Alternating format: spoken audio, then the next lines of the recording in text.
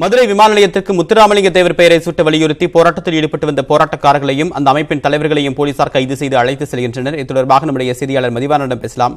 மதிவாணன், என்ன கோரிக்கையை முன்வைத்து இந்த ரயில் மறியல் போராட்டம்? ஏற்கனவே மதுரையில் பல்வேறு கட்ட போராட்டங்கள் நடைபெற்றிருக்கு.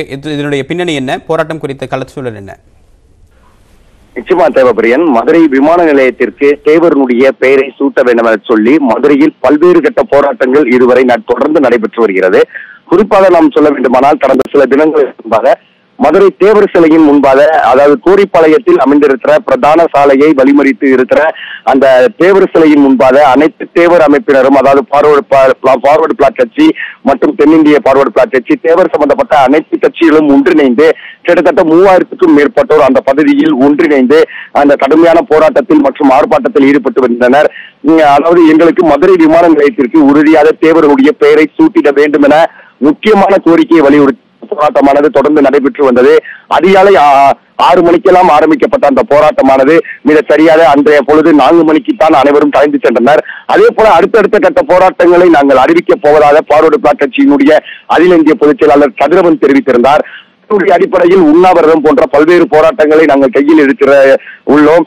எங்களுக்கு மதுரை விமான நிலையத்துக்கு தேவர் பெயரை சூட்ட முடிவு செய்கிற வரையில் நாங்கள் எந்த விதத்திலும் போராட்டங்களில் இருந்து பின்வாங்க மாட்டோம். தொடர்ந்து தினந்தோறும் பல்வேறு போராட்டங்களை நாங்கள் முன்னெடுத்து செல்வோம் என்று உறுதிப்பட சொல்லி இருந்தனர். அதனுடைய அடிப்படையில் தான் இன்று மதுரை ரயில் நிலையம் முன்பாக, அதாவது பார்வர்டு பிளாக் கட்சி, தென்னிந்திய பார்வர்டு பிளாக் கட்சி போன்ற அனைத்து கட்சிகளும், தேவர் சம்பந்தப்பட்ட அனைத்து கட்சிகளும் ஒன்றிணைந்து மிக சரியாக இங்கே 9 மணியிலிருந்து குழுமிக் கொண்டிருந்தனர். இவர்கள் ரயில் நிலையத்திற்குள் சென்று ரயிலை மறிப்பதற்கான முயற்சிகளில் ஈடுபட்டு வந்தனர். அப்பொழுது காவல்துறையினர் அதை கடுமையாக எதிர்ப்பதோடு மட்டுமல்லாமல் அதை தடுத்து நிறுத்துவதற்கான முயற்சியில் தொடர்ந்து ஈடுபட்டு வந்தனர். அதனுடைய அடிப்படையில் இன்று சற்று ஒரு 10 நிமிடத்துக்கு முன்னால் வந்த அனைத்து போராட்ட குழுவினரும் மதுரை ரயில் நிலையத்திற்கு வெளியில் இருக்கக்கூடிய அந்த பிரதான நுழைவாயிலை மறித்து தங்களது போராட்டங்கள் மற்றும் கண்டன கோஷங்கள், முழக்கங்களை எழுப்பி வந்தனர்.